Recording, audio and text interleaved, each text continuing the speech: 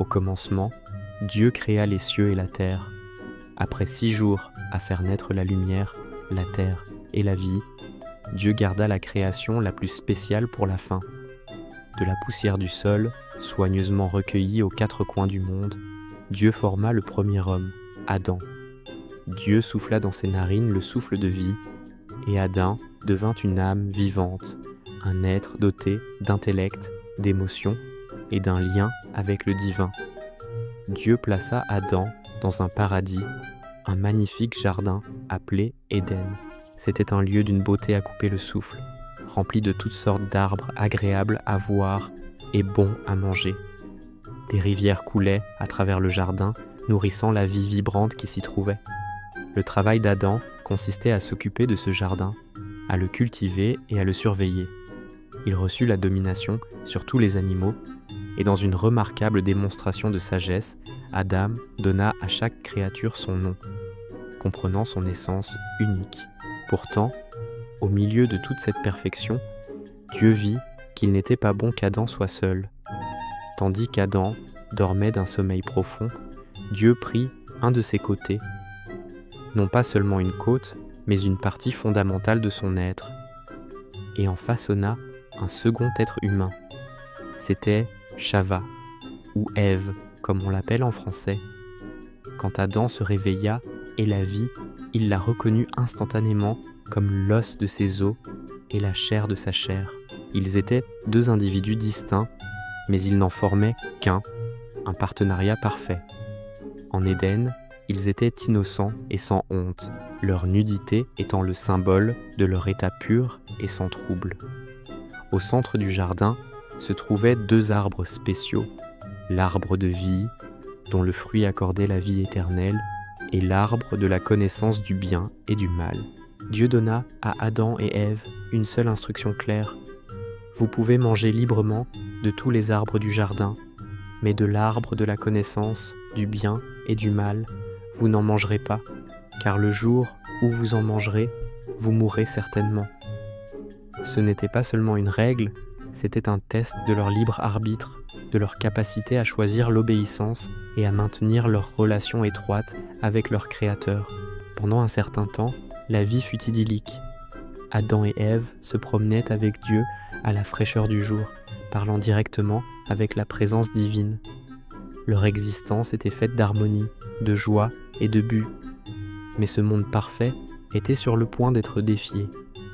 Parmi les créatures du jardin se trouvait le serpent, le plus rusé de tous les animaux. Le serpent, poussé par la jalousie, vit le lien unique entre les humains et Dieu et chercha à le rompre. Il approcha Ève alors qu'elle était seule. Il ne commença pas par un ordre, mais par une question subtile et trompeuse.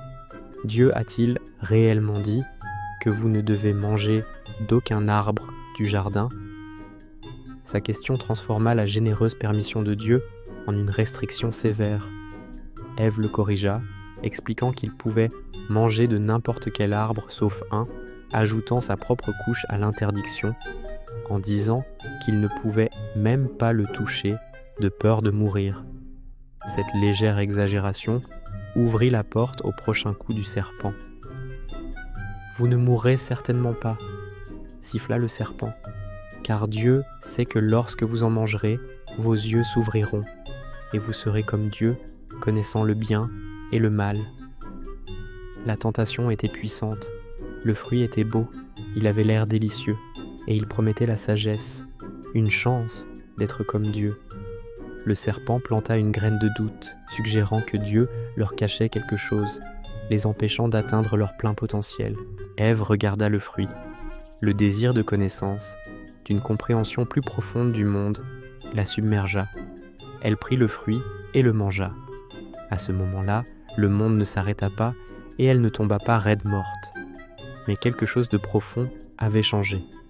Sentant cette nouvelle conscience et ne voulant pas être seule dans son expérience, elle alla voir Adam et lui donna aussi une partie du fruit. Sans hésiter, Adam mangea. Il choisit sa connexion avec sa femme plutôt que son obéissance à Dieu. Instantanément, leurs yeux s'ouvrirent, mais la connaissance qu'ils acquirent n'était pas la sagesse divine à laquelle ils s'attendaient. Au lieu de cela, ils virent leur propre nudité. Pour la première fois, ils ressentirent de la honte, de la vulnérabilité et de la culpabilité. Leur innocence avait disparu, remplacée par la conscience de soi.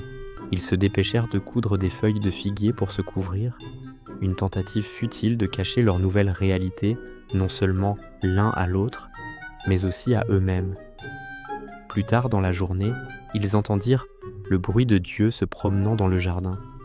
Auparavant, ce son leur aurait apporté de la joie, mais maintenant, il les remplissait de terreur. Ils se cachèrent parmi les arbres. Dieu appela « Adam, où es-tu » Ce n'était pas une question de localisation. Dieu savait exactement où ils étaient. C'était une invitation à avouer, à prendre leurs responsabilités. Mais Adam ne le fit pas. Quand Dieu lui demanda s'il avait mangé de l'arbre interdit, Adam rejeta la faute sur Ève. « La femme que tu as mise auprès de moi, c'est elle qui m'a donné du fruit de l'arbre, et j'en ai mangé. » Il dévia la responsabilité, blâmant même subtilement Dieu de lui avoir donné la femme en premier lieu. Quand Dieu se tourna vers Ève, elle, à son tour, accusa le serpent. « Le serpent m'a trompé, et j'en ai mangé. » Personne n'était prêt à dire simplement « J'ai mal agi ». Les conséquences furent rapides et sévères, un jugement pour chacun d'eux. D'abord, Dieu s'adressa au serpent. Il fut maudit à ramper sur son ventre et à manger de la poussière tous les jours de sa vie, symbole éternel de son abaissement. Il y aurait une inimitié éternelle entre le serpent et l'humanité. Ensuite, Dieu se tourna vers Ève. Son désir serait pour son mari, et il dominerait sur elle. Et surtout, la douleur de l'enfantement serait considérablement augmentée. Le processus même de donner la vie, un acte créateur, serait désormais marqué par le chagrin et la lutte. Enfin, Dieu parla à Adam. Parce qu'il avait écouté sa femme au lieu de Dieu, le sol lui-même fut maudit. Il ne donnerait plus sa récolte facilement.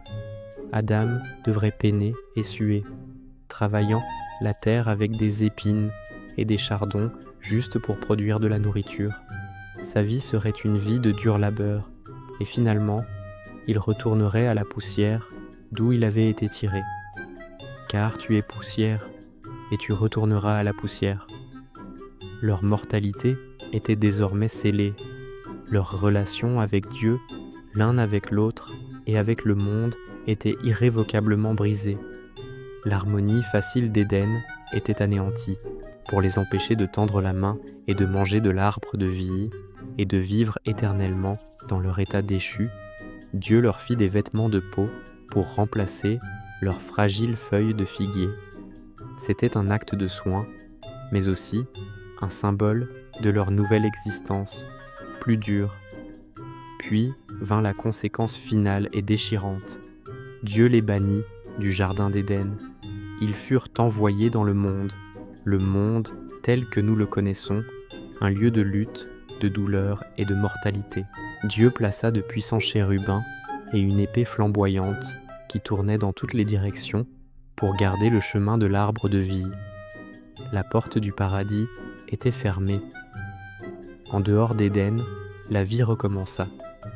Adam et Ève fondèrent la famille humaine. Ève donna naissance à son premier fils, Caïn, en disant « J'ai acquis un homme avec l'aide du Seigneur ». Plus tard, elle enfanta un autre fils, Abel. Leur histoire, l'histoire de leurs enfants et de tous ceux qui ont suivi, est l'histoire de l'humanité. Une histoire qui a commencé par un partenariat parfait dans un jardin, a été modifiée par un seul choix et continue de se dérouler dans un monde à l'est d'Éden, cherchant toujours un moyen de retrouver cet état de proximité avec Dieu